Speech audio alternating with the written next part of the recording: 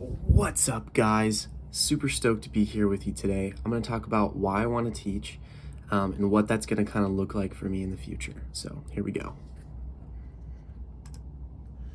So, why I want to become a teacher, there's many reasons. One of the reasons I'm going to kind of dive into really quick is this group of people right here. So, I was super grateful and super lucky to be able to work with these people over the summer at my church. And there were 13 of us interns, and I got to work in the kids ministry with this girl right here. And anyway, it was a just wonderful experience that I kind of fell in love with service, and especially serving kids, because it's so much joy that comes out of it. There's so much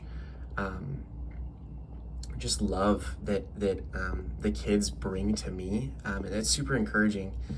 That kind of was sparked my interest in doing kids ministry was sparked right here, and it seems weird to put a song on this, but it's a very special song to me because so I worked at a summer camp a while ago, and it was 2 summers ago, and there was this girl who was deathly afraid of heights, and I was the climbing wall instructor. And so my kind of job for that week was to be able to, teach the climbing merit badge and get people to be super excited about climbing and also feel comfortable and safe.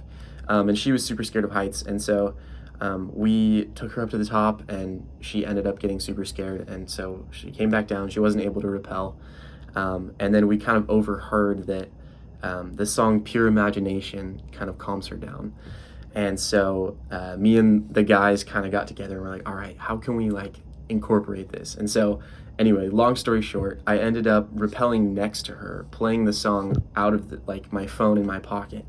And that was a huge moment, just kind of where I realized how seeing the joy on her face that she was able to accomplish something, seeing the joy in being able to do something hard like that. And overcome fear. And that's why I want to do this, because people have done that for me, and I want to be a part of making kids feel safe and making kids excited about things, and giving them the resources and encouragement to be able to do those things. And so how my perspective has kind of changed is this is the allegory of the cave, and it's kind of cool because we started out with it at the beginning of the semester talking about it, and it is a perfect representation of how I have changed, because I feel like before I kind of saw all of this about teaching. I saw the shadows and I had no idea what that kind of meant. But as we went throughout the semester, I have a much more full and rich idea of what I'm actually stepping into, and I'm more excited about it now, and I'll dive more into that in the next slide. So for future practice, in 5 to 7 years, what will my teaching and learning look like in the classroom?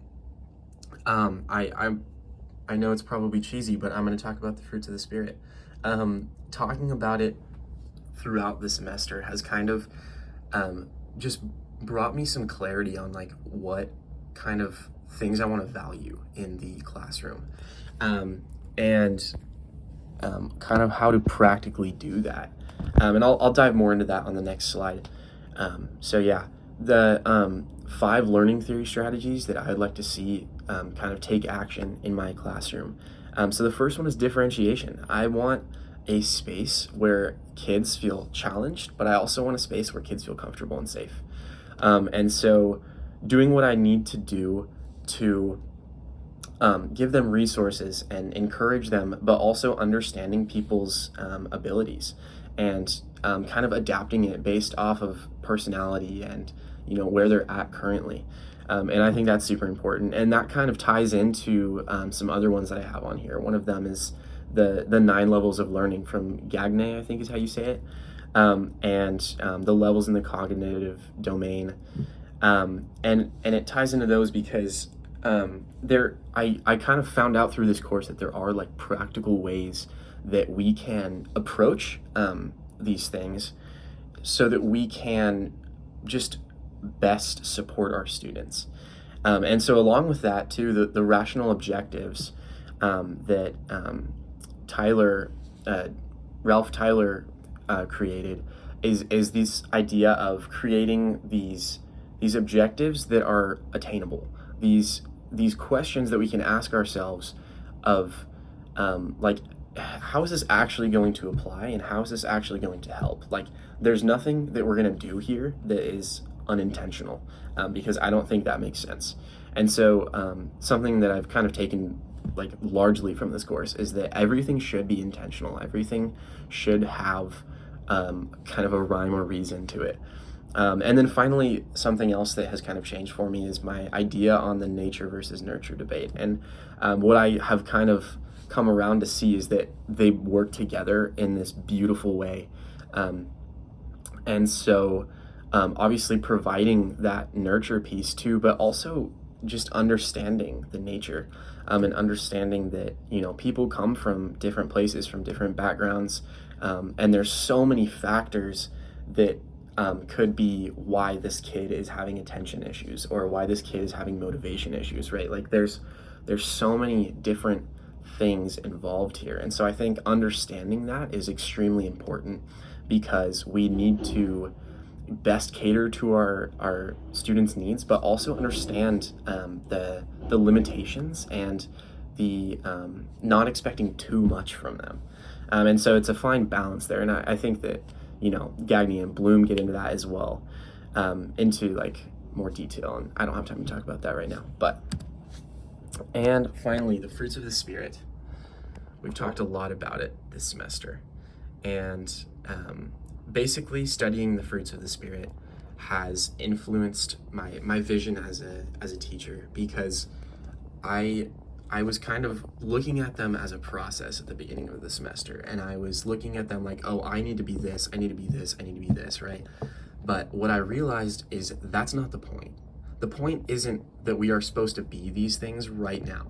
The point is that that's what we should be working towards, and that's why we need to root our identity in Christ. And so basically the fruits of the Spirit, what I've kind of taken out of that this semester is that I need to be rooted in the Word. And when I'm not rooted in the Word, I don't exhibit the fruits of the Spirit, because that's how fruit works, right? Like Jesus, the Lord, is the vine. And if I'm going to grow anything that is good from Him, I need to be rooted in Him.